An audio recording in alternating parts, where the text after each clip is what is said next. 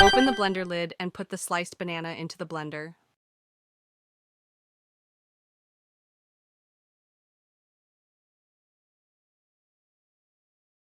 Pour milk into the blender.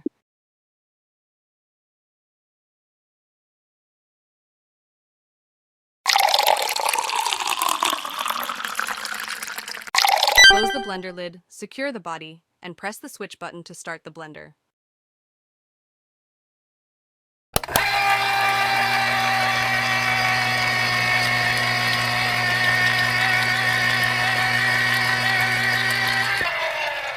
Pour the well-blended banana shake into a cup.